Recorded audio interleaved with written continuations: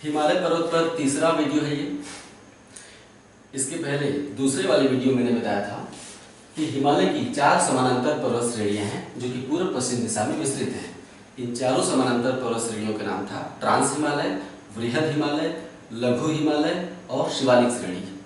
इसके पहले वाले वीडियो में मैंने ट्रांस हिमालय और वृहद हिमालय का अध्ययन किया आपके साथ। इससे पहले हमने वृहद हिमालय और ट्रांस हिमालय का अध्ययन किया।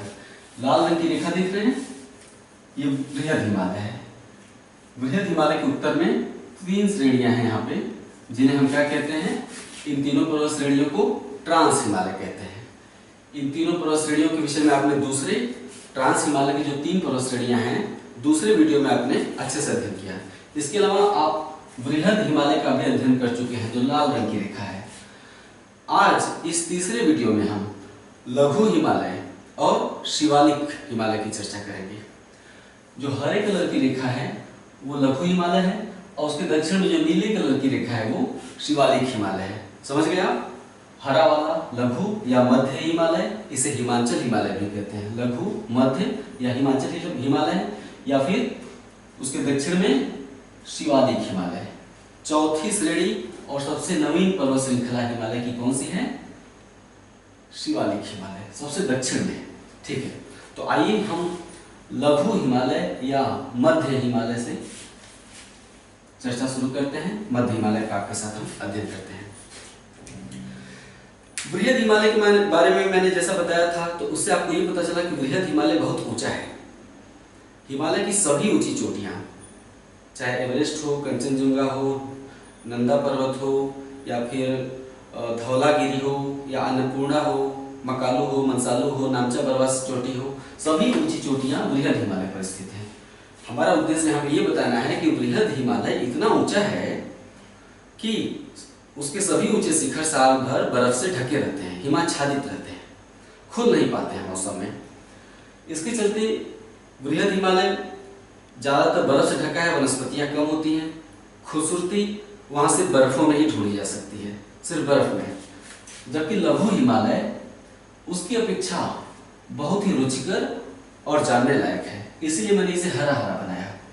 लघु हिमालय बहुत ही रुचिकर और बहुत ही शीतोष्ण जलवायु का क्षेत्र है। ये लघु हिमालय शीतोष्ण जलवायु का क्षेत्र होने के चलते जो हिमालय पर तमाम पर्यटक स्थल हैं, जैसे कि शिमला, कुल्लू मनाली, मसूरी, रानीखेत, विंडसर, नैनीताल, सभी जो महत्वपूर्ण पर्यटक स्थल के बारे में आप जानते हैं हिमालय के, वो सभी लघु हिमालय पर ही बसे हुए हैं। लघु हिमालय पर मुख्यतः यहाँ से लेके यहाँ तक, क्योंकि इधर तो नेपाल में चला गया, आप देख रहे हैं, तो भारत में जो मैंने शहर अभी गिनाए वो यहाँ से लेकर यहाँ तक है लघु हिमालय पर। तो ये तमाम पर्यटक स्थलों का पहाड़ है। बहुत से पर्यटक स्थल इसमें बसाए गए हैं जहाँ लोग गर्मियों में छुट्टियाँ बिताने जाते हैं। और इसके अलावा लघु हिमालय पर बहुत, चूँकि शीतोष्ण जलवायु का क्षेत्र है लघु हिमालय, इसलिए यहाँ पर हरे हरे लंबे लंबे और मुलायम घास के मैदान पाए जाते हैं। लंबे और मुलायम शीतोष्ण घास के मैदान यहाँ पाए जाते हैं लघु हिमालय पर, इसलिए लघु हिमालय कहीं अधिक पढ़ने में रुचिकर है। आइए हम इसका अध्ययन स्टार्टिंग से शुरू करते हैं। हेडिंग डाल दीजिए, लघु हिमालय। हेडिंग डाल दिया? ठीक है। लघु हिमालय यूं तो वृहद हिमालय के दक्षिण में, सारा कुछ आप देखेंगे जो बोल रहा हूं, लघु हिमालय वृहद हिमालय के दक्षिण में पूर्व से लेकर पश्चिम तक उसके साथ साथ विस्तृत है। लेकिन लघु हिमालय की 5 श्रेणियां उल्लेखनीय हैं, अर्थात 5 श्रेणियां इसकी महत्वपूर्ण है।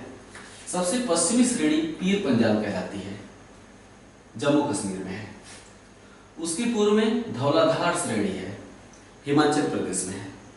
उसके पूर्व में मसूरी पहाड़ी है, मसूरी श्रेणी उत्तराखंड में है। मैप से तो आप परिचित हो ही रहे होंगे कि भारत का कौन सा राज्य कहाँ है। आप जानते हैं कि यहाँ जम्मू कश्मीर, यहाँ हिमाचल प्रदेश और यहाँ उत्तराखंड है। तो पीर पंजाल जो सबसे पश्चिमी श्रेणी है लघु हिमालय की, जम्मू कश्मीर में, धौलाधार श्रेणी हिमाचल प्रदेश में, मसूरी श्रेणी उत्तराखंड में। नेपाल में लघु हिमालय को 2 प्रमुख श्रेणियों के रूप में जाना जाता है, महाभारत श्रेणी और नागटिबा श्रेणी।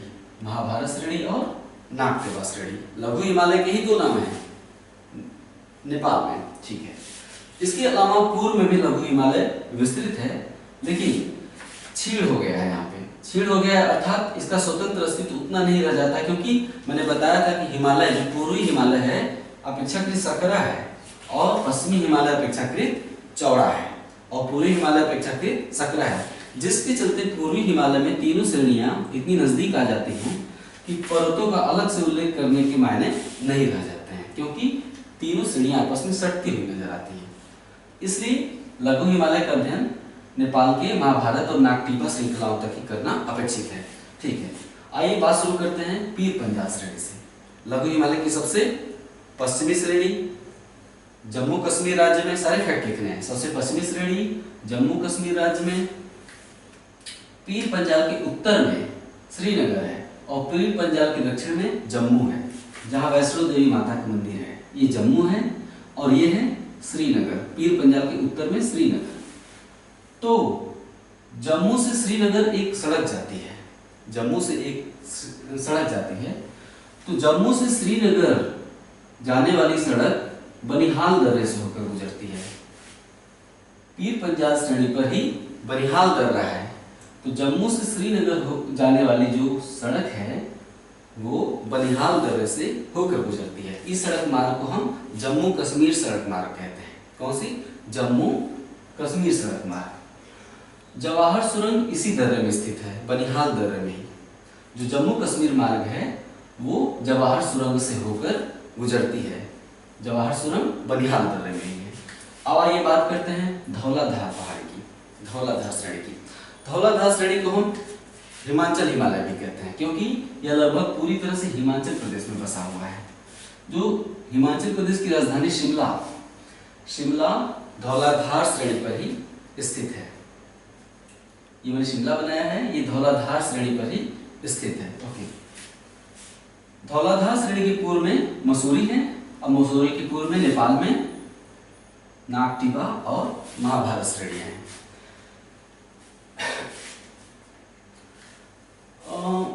धौलाधार लघु हिमालय वर्ष भर हिमाच्छादित नहीं रहता है, जैसे बृहद हिमालय वर्ष भर हिमाच्छादित रहता है, इसकी श्रेणियां वर्ष भर बर्फ से ढकी रहती हैं। वहीं लघु हिमालय गर्मियां आने पर उसके बर्फ पिघलने लगते हैं। लघु हिमालय की ऊंची चोटियों पर जो बर्फ होते हैं गर्मियां आने पर पिघलने लगते हैं।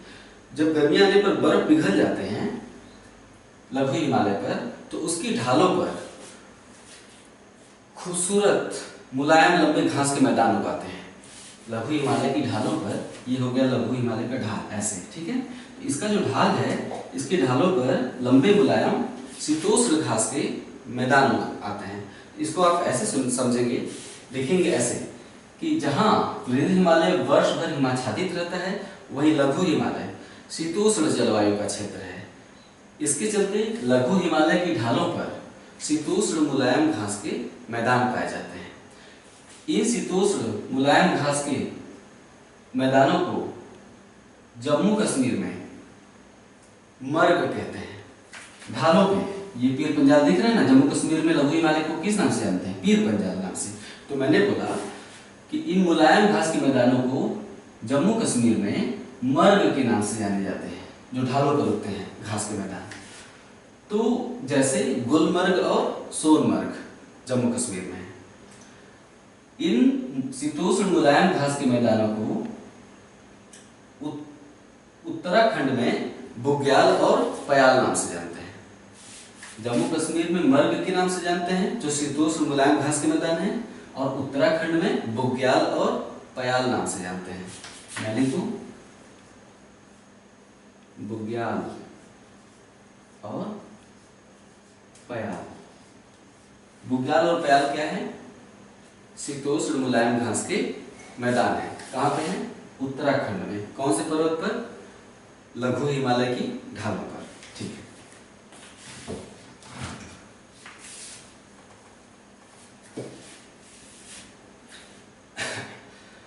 बृहद हिमालय और लघु हिमालय, इससे पहले हम एक चीज और बता दें। शीतोष्ण जलवायु का क्षेत्र है लघु हिमालय। शीतोष्ण जलवायु का क्षेत्र होने के कारण लघु हिमालय पर अनेक स्वास्थ्यवर्धक पर्यटक स्थलों का विकास हुआ है। लघु हिमालय पर अनेक स्वास्थ्यवर्धक पर्यटक स्थलों का विकास हुआ है जहां लोग गर्मियों में अपनी छुट्टियां बिताने जाते हैं। जैसे जम्मू कश्मीर में सोनमर्ग और गुलमर्ग, ये देखिए पीर पंजाल श्रेणी से निकल रहा है, गुलमर्ग और सोनमर्ग। हिमाचल प्रदेश में इन स्थलों के नाम बता रहे हैं जो पर्यटक स्थल हैं। लघु हिमालय पर स्वास्थ्यवर्धक जो पर्यटक स्थल हैं मैं उनका नाम बता रहा हूँ। जम्मू कश्मीर में गुलमर्ग, सोनमर्ग। हिमाचल प्रदेश में शिमला, मनाली, डलहौजी, शिमला, मनाली, डलहौजी। उत्तराखंड में मसूरी, रानीखेत, नैनीताल, विंडसर। परीक्षाओं में अक्सर ये पूछ दिया जाता है। अभी कुछ ही दिन पहले किसी परीक्षा में यूपीपीएससी द्वारा आयोजित परीक्षा में ही पूछा गया था कि विंडसर, शायद यूपीपीएससी परीक्षा नहीं थी, कोई और प्रश्न पत्र था किसी और आयोग का, उसमें पूछा था विंडसर पर्यटक स्थल किस राज्य में है। ज्यादातर लड़के नहीं कर पाए होंगे क्योंकि पर्यटक स्थलों के विषय में ज्यादातर जानकारी लोगों को नैनीताल के बारे में रहती है, शिमला मनाली के बारे में रहती है। तो विंडसर के विषय में बात उठा दिया था कि विंडसर किस राज्य में है, उत्तराखंड राज्य में है। तो ये सारे पर्यटक स्थल जो मैंने बताया, गुलमर्ग, सोनमर्ग, शिमला, मनाली, डलहौजी, उत्तराखंड में मसूरी, रानीखेत, नैनीताल, विंडसर, ये पर्यटक स्थल हैं जो कि लघु हिमालय पर स्वास्थ्यवर्धक पर्यटक स्थल जो लघु हिमालय पर बसे हुए हैं। ठीक है, वृहद हिमालय और लघु हिमालय, लाल रंग का वृहद हिमालय और हरे रंग का लघु हिमालय। वृहद हिमालय और लघु हिमालय के बीच समतल सपाट घाटियां पाई जाती हैं। दोनों के मध्य जो खाली स्थान देख रहे हैं ना, मान लेते हैं ये है वृहद हिमालय और ये है लघु हिमालय। ठीक है, तो ये है वृहद और ये है लघु। दोनों के मध्य में समतल सपाट जो मैदान देख रहे हैं ना आप, दोनों के बीच में समतल सपाट मैदान है, इसे हम क्या कहते हैं, घाटी कहते हैं। दो पर्वतों के बीच में जो निचला स्थल होता है उसे हम घाटी कहते हैं। तो वही मैं बता रहा हूं कि वृहद हिमालय और लघु हिमालय के मध्य समतल सपाट मैदान अर्थात घाटियां पाई जाती हैं। इन घाटियों को अलग अलग नामों से जगह जगह जाना जाता है। जैसे जम्मू कश्मीर में कश्मीर घाटी, ये देखिए वृहद हिमालय और पीर पंजाल के बीच है। जम्मू कश्मीर में कश्मीर घाटी। हिमाचल प्रदेश में कुल्लू कांगड़ा घाटी, देखिए वृहद हिमालय और धौलाधार के बीच है कुल्लू कांगड़ा घाटी हिमाचल प्रदेश में। और नेपाल में काठमांडू घाटी, यहाँ देखिए वृहद हिमालय और लघु हिमालय के बीच जो ब्लैक स्पॉट मैंने बनाया है उन्हीं के बारे में बता रहा हूँ। जम्मू कश्मीर में कश्मीर घाटी, हिमाचल प्रदेश में कुल्लू कांगड़ा घाटी और नेपाल में काठमांडू घाटी। सवाल पूछा जाएगा कि कश्मीर घाटी किन दो पर्वत श्रेणियों के बीच है, वृहद हिमालय और पीर पंजाल के बीच है। कुल्लू कांगड़ा घाटी किन दो पर्वत श्रेणियों के बीच है, वृहद हिमालय और धौलाधार श्रेणी या वृहद हिमालय और लघु हिमालय। काठमांडू घाटी किन दो पर्वतों के बीच है, वृहद हिमालय और लघु हिमालय, है ना। तो धौलाधार और पीर पंजाल तो लघु हिमालय के ही दो अलग अलग नाम हैं। हिमाचल प्रदेश में धौलाधार और जम्मू कश्मीर में पीर पंजाल। श्रीनगर, बुलर झील और डल झील कश्मीर घाटी में ही स्थित है। श्रीनगर जो जम्मू कश्मीर की राजधानी है, श्रीनगर किस झील के तट पर है, डल झील के तट पर है श्रीनगर। श्रीनगर के किनारे पर ही है डल झील और थोड़ी दूरी पर है बुलर झील। तो श्रीनगर, डल झील और बुलर झील कश्मीर घाटी में है। प्रश्न ऐसे पूछा जाएगा कि डल झील किन दो पर्वतों के बीच में है, आपका उत्तर होगा पीर पंजाल और वृहद हिमालय। श्रीनगर किन दो पर्वतों के बीच बसा हुआ है, पीर पंजाल और वृहद हिमालय या लघु हिमालय और वृहद हिमालय के बीच। ओके, ठीक है। प्रश्न ऐसे ही बनता है, बनिहाल दर्रा जम्मू को किस शहर से जोड़ता है। बनिहाल दर्रा जम्मू को किस शहर से जोड़ता है, श्रीनगर से जोड़ता है, क्योंकि श्रीनगर पीर पंजाल के उत्तर में है। ठीक है। शिमला किस पहाड़ी पर बसा हुआ है, धौलाधार श्रेणी पर बसा हुआ है। ठीक है। बुग्याल और बयाल क्या है, उत्तर शीतोष्ण मुलायम घास के मैदान, किस राज्य में, उत्तराखंड में। मर्ग क्या है, शीतोष्ण घास के मैदान, किस राज्य में, कश्मीर राज्य में। ठीक है। तो ये मैंने बताया कि वृहद हिमालय और लघु हिमालय के बीच समतल सपाट मैदान पाए जाते हैं, खुली घाटियां पाई जाती हैं, इन्हें हम कहते हैं खुली घाटियां। ये देखिए खुला हुआ है, बिल्कुल सकरी घाटी नहीं है। तो दोनों के मध्य समतल सपाट मैदान या खुली घाटियां पाई जाती हैं, जैसे कश्मीर घाटी, कुल्लू कांगड़ा घाटी और काठमांडू घाटी।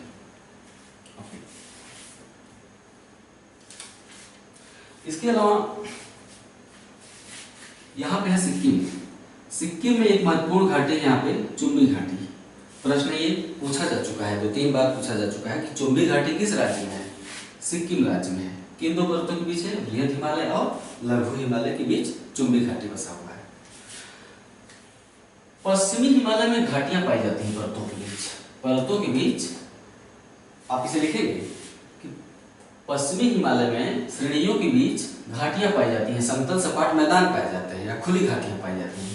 जबकि पूर्वी हिमालय में तीनों श्रेणियां इतनी नजदीक आ गई हैं और हिमालय इतना सकरा हो गया है कि घाटियों का विकास संभव नहीं हो पाया। अर्थात पूर्वी हिमालय में खुली घाटियां या समतल सपाट मैदान पर्वतों के बीच नहीं पाए जाते। ये ज्यादातर पश्चिमी हिमालय की विशेषता है जो खुली घाटियां होती हैं। ये हो गया लघु हिमालय का अध्ययन। अब हम शिवालिक का अध्ययन करेंगे। नीली कलर की जो रेखा है इसे हम शिवालिक कहते हैं। हेडिंग डाल दीजिए शिवालिक। शिवालिक हिमालय की सबसे नवीन पर्वत श्रृंखला है। शिवालिक हिमालय की सबसे नवीन पर्वत श्रृंखला है और तीनों श्रृंखलाओं में सबसे कम ऊंचाई वाला क्षेत्र है ये शिवालिक। शिवालिक को हम वाह्य हिमालय भी कहते हैं। हमने इसके पहले वाले वीडियो में बताया था कि बृहद हिमालय को आंतरिक हिमालय कहते हैं और शिवालिक को वाह्य हिमालय कहते हैं। ऐसा क्यों कहते हैं? ऐसा इसलिए, ये आप भूल न जाएं, इसको समझ लीजिए। जब आप केंद्र मानकर उसके चारों तरफ वृत्त खींचते हैं तो एक बराबर दूरी पर आता है, ठीक है। तो इस वृत्त को हमने अर्धवृत्त बना दिया, यानी इसको केंद्र मानकर खींचा गया वृत्त, यहां से लेके यहां तक, ठीक है। तो हमने 3 वृत्त खींच दिए, 1 2 3। सबसे उत्तर वाला क्या है? आंतरिक वृत्त है और सबसे बाहर वाला बाह्य वृत्त है ना।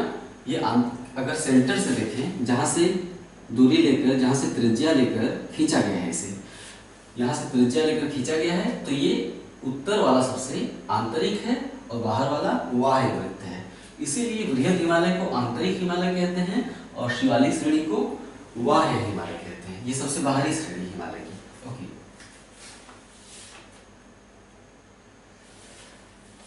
शिवालिक का जो स्वतंत्र अस्तित्व है वो कोसी नदी तक ही दिखाई देता है। कोसी नदी नेपाल से निकलती है, बिहार में प्रवेश करती है और गंगा नदी से मिल जाती है। कोसी नदी नेपाल से निकलकर बिहार में प्रवेश करती है भारत में, और गंगा नदी से मिलकर बांग्लादेश में चली जाती है, ठीक है। तो शिवालिक का स्वतंत्र अस्तित्व कोसी नदी तक ही नजर आता है। इसके पूर्व में यह लघु हिमालय के साथ सट गई है, अर्थात संबद्ध हो गई है। कोसी के पूर्व में शिवालिक लघु हिमालय के साथ बिल्कुल संबद्ध हो गया है, क्योंकि पूर्वी हिमालय बहुत ही संकरा है। अरुणाचल प्रदेश में शिवालिक 4 अलग अलग पहाड़ियों के रूप में बिखरा हुआ नजर आता है। थोड़ी थोड़ी दूरी पर दिखाई देता है अलग से। हमने बताया कि पूर्वी हिमालय में, पूर्वी भारत में शिवालिक लघु हिमालय के साथ संबद्ध हो गया है, स्वतंत्र अस्तित्व नहीं रह जाता है। लेकिन अरुणाचल प्रदेश में शिवालिक 4 अलग अलग पहाड़ियों के रूप में बिखरा हुआ नजर आता है। पश्चिम से पूर्व की ओर इनके नाम है डफला, मिरी, अबोर, मिश्मी। डफला, मिरी, अबोर, मिश्मी किस राज्य में है? अरुणाचल प्रदेश में है। हिमालय की किस श्रेणी के हिस्से हैं ये? शिवालिक श्रेणी के हिस्से हैं, डफला, मिरी, अबोर, मिश्मी। अक्सर जनजातियों के नाम पूछे जाते हैं कि डफला जनजाति कहाँ रहती है? अरुणाचल प्रदेश में। क्यों? क्योंकि ये चारों पहाड़ियों के नाम स्थानीय जनजातियों के नाम पर रखे गए हैं। अरुणाचल प्रदेश में 4 जनजातियां हैं, डफला, मिरी, अबोर, मिश्मी, जो जंगलों में रहते हैं, पहाड़ों पर रहते हैं। तो इन्हीं चारों जनजातियों के नाम पर हमने शिवालिक का नामकरण कर दिया है, शिवालिक की चारों पहाड़ियों का।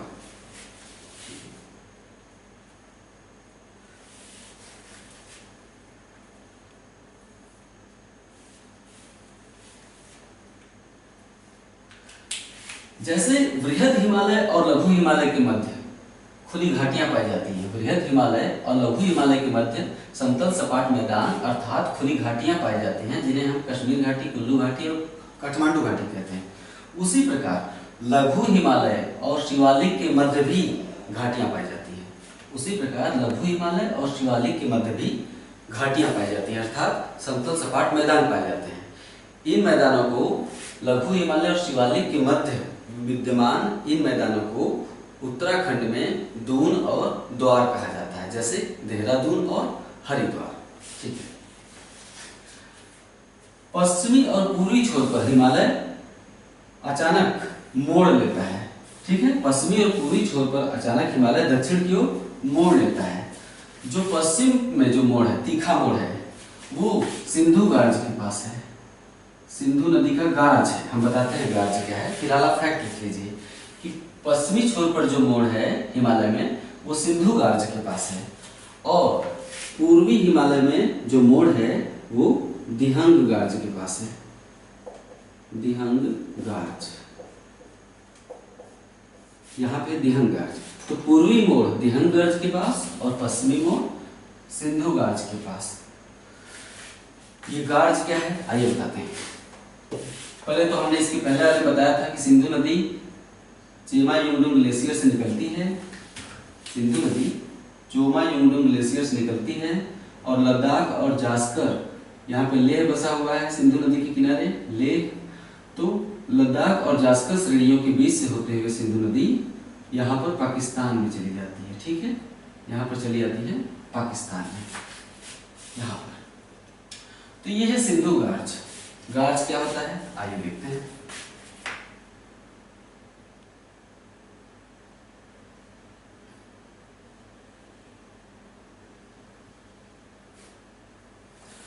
जब कोई नदी पहाड़ों पर बहते हुए, अब नदी का काम क्या है, जहां बहती है अपनी घाटी को लगातार गहरा करती रहती है। नदी कब तक अपनी घाटी को गहरा करती है? सबसे ज्यादा पहाड़ों पे गहरा करती है। मैदान में अगर बह रही है, क्या गंगा नदी अपनी घाटी को गहरा करती है? नहीं। लेकिन पहाड़ों पे आप जाएंगे तो देखेंगे नदी ने पहाड़ों को काफी अंदर तक खोद के गहरा कर दिया है। तो नदी तब तक अपनी घाटी को गहरा करती है जब तक वो समुद्र तल को प्राप्त न कर ले। नदी समुद्र तल के नीचे नहीं जाएगी, मतलब समुद्र तल को हम एक सतह के रूप में ले रहे हैं, हम समुद्र सतह की बात नहीं कर रहे हैं। हम बात कर रहे हैं महाद्वीपों पर। जब नदी जहाँ बहती है तो समुद्र का एक लेवल होता है। नदी कभी भी समुद्र के लेवल के नीचे नहीं जाएगी। नदी तब तक पहाड़ को गहरा करेगी जब तक वो समुद्र के लेवल को प्राप्त न कर ले। ये समुद्र का लेवल और ये पहाड़, तो नदी पहाड़ को तब तक गहरा करेगी जब तक समुद्र के लेवल को प्राप्त न कर ले। ठीक है। तो पहाड़ों पर नदियां अपनी घाटियों को गहरा करती रहती हैं जब तक कि समुद्र के लेवल को प्राप्त न कर ले। तो इसके चलते हिमालय पर सिंधु नदी पहले यहाँ बहती नहीं होगी। ठीक है। अब कहाँ बह रही है? सिंधु नदी अब इस घाटी में बह रही है। ये घाटी देख रहे हैं ना, इस घाटी में बह रही है। यानी सिंधु नदी के दोनों तरफ दीवार की तरह सैकड़ों मीटर ऊंचा ढाल है। सिंधु नदी की दोनों तरफ दीवार की तरह सैकड़ों मीटर ऊंचा ढाल है। यहाँ से आप झांकेंगे अगर खड़े होके, अगर आप पहाड़ पे चढ़ गए और यहाँ खड़े हो गए, यहाँ से झांकेंगे अगर नीचे सिंधु नदी को, तो बिल्कुल चमकती सी सफेद रेखा की तरह दिखाई देगी। मतलब इतनी नीचे है कि चमकती सी सफेद रेखा की तरह दिखाई देती है। यहाँ पर हिमालय पर सिंधु नदी जब क्रॉस करती है हिमालय को, तो यहाँ पर उसकी स्थिति ऐसे ही नजर आती है। ये देख रहे हैं सिंधु नदी, शायद मैंने नीचे बना दिया, नहीं दिखाई दे रहा हो, यहाँ पे ये सिंधु नदी यहाँ पर बह रही है। आप यहाँ से देखेंगे खड़े होकर तो सिंधु नदी पतली सी रेखा की भांति दिखाई देगी। तो बिल्कुल खड़े ढाल वाली जो घाटी होती है उसे हम क्या कहते हैं? आई आकार की घाटी। आई आकार की घाटी को ही हम गार्ज कहते हैं, गार्ज या कैनियन, गार्ज या कैनियन। तो हिमालय के पश्चिमी मोड़ पर जो गार्ज है उसे कहते हैं सिंधु गार्ज। उसे सिंधु नदी ने बनाया है हिमालय को काटकर। और हिमालय के पूर्वी मोड़ पर जो गार्ज है उसे दिहंग गार्ज कहते हैं। दिहंग किस नदी का दूसरा नाम है? ब्रह्मपुत्र नदी का। दिहंग ब्रह्मपुत्र नदी का दूसरा नाम है।